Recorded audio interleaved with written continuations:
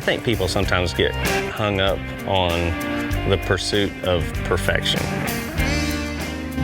And ironically, the guys that win a lot aren't perfect.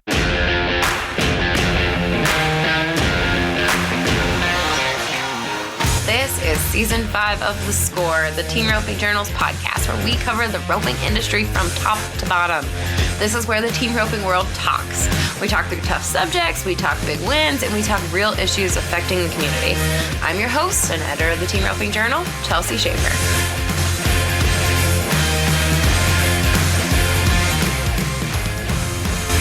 Hey everyone, welcome back to another episode of The Short Score. I'm your host, Jenna Link. On this week's episode, I have an audio clip with Trevor Brazile and Miles Baker for Relentless Insights, brought to you by Cactus Ropes. In this audio, Brazile and Baker talk about how in team roping, perfection can hold you back, and growing through imperfection is what makes you a better winner. They also talk about mental preparation, the things we can and cannot control, and how to be more consistent. So I hope you all enjoyed this episode. Here's Trevor Brazile and Miles Baker.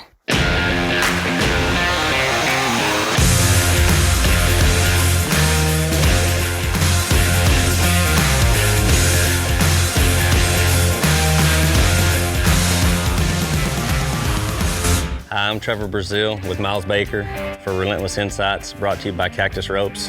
Today is going to be a little bit different. We're going to talk more about the mental side of this game, preparation, the things we can and can't control, and how we can be more consistent, and how perfection can even be a hindrance sometimes.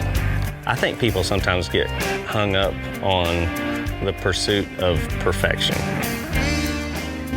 And ironically, the guys that win a lot aren't perfect. You know, they have a lot of holes. It's, to me, roping, rodeo, so many of these events are, it's not if something goes wrong, something's gonna go wrong. There's adversity in every run, and it's just like, does that shut you down? Or how the winners somehow just keep rolling through that.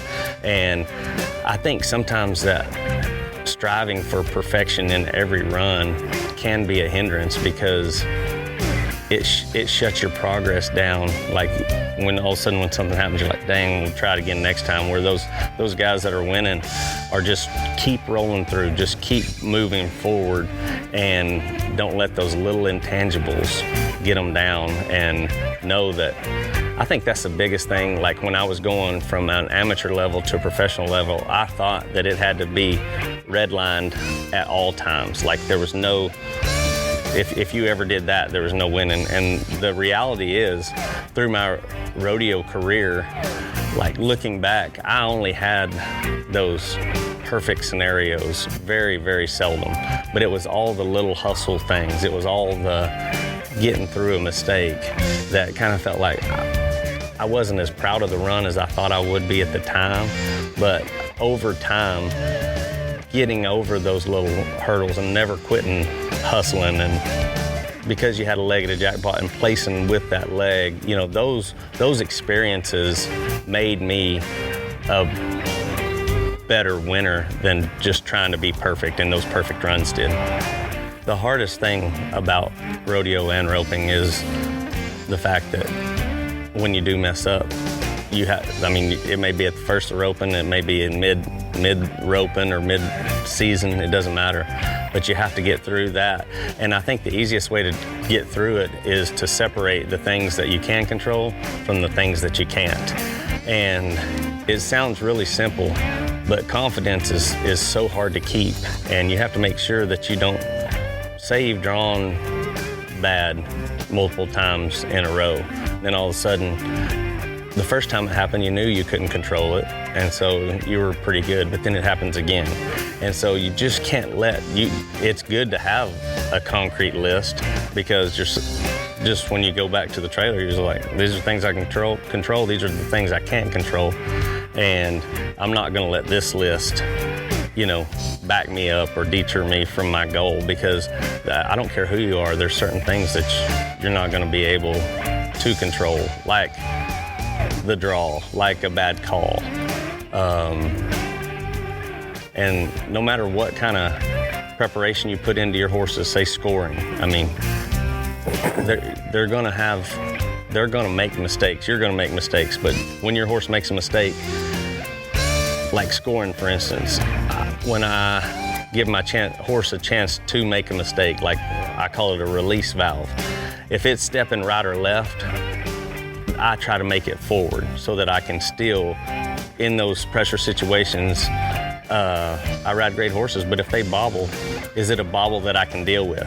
The horses that score bad when they suck back, it's really hard to get through. So I try to prepare even in my practices, if my horse makes a mistake, it's one of those things that we can keep rolling through. It's something we've talked about, and it was something he's helped me with a lot recently, is he's always told me he rode worse at home than he would away. And just like the scoring, if his horse scores bad, he wants him to score bad forward so he can throttle him across the line. It's not right or left or back. If they make a mistake, it's forward. And if he reaches a long ways in the practice pen, I'll see him lean and expose himself and reach and make his horse stay with him. And almost, I've seen him ride worse at home than he does elsewhere for money. And it's just because if he goes and rides good at a competition, his horses are going to be that much better.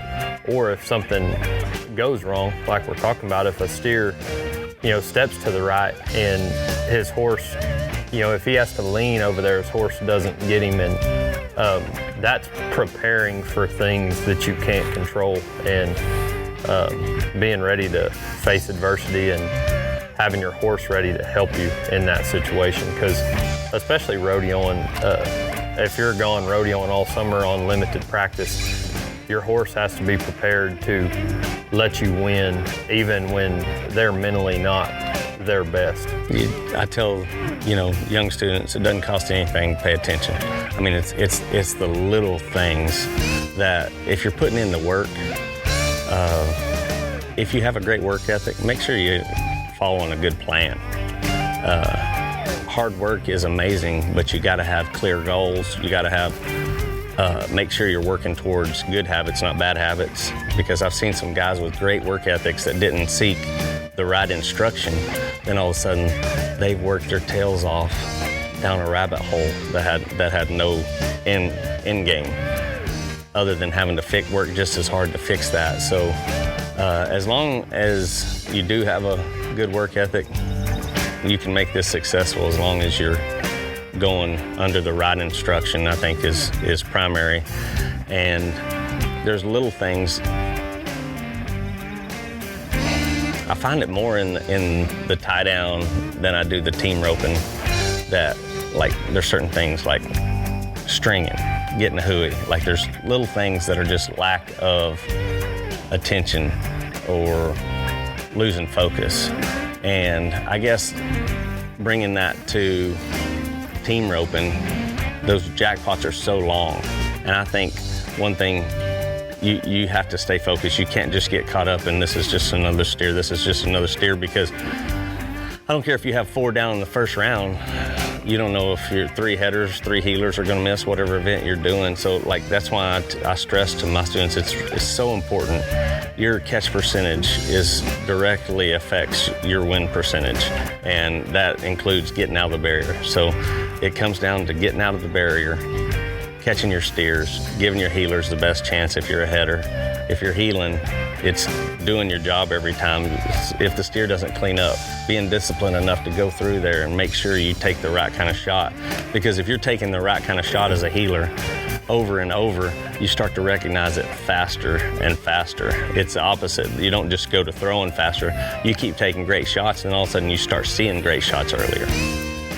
I've thought of it, and it's like not a dig at any style, but as a kid I grew up watching him, and guys like him, Chad Masters, Charlie Crawford. I never had a style where I could throw my whole head rope, and so I looked up to guys like him that consistently got out, consistently turned the cow.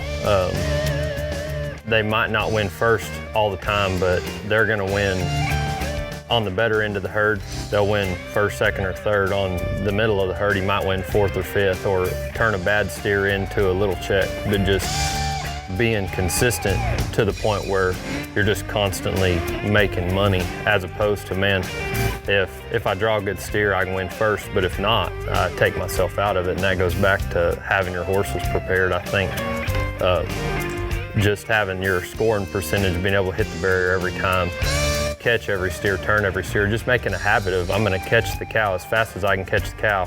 And if it ain't good enough for money, build on that run and go to the next one. You might draw a little better, but you can keep winning and capitalizing on good runs, as opposed to, like you said, the confidence is a big deal. If you're, throwing your whole head rope every time and turning 1 out of 5 or 6, it's going to be hard to keep your confidence to win long term.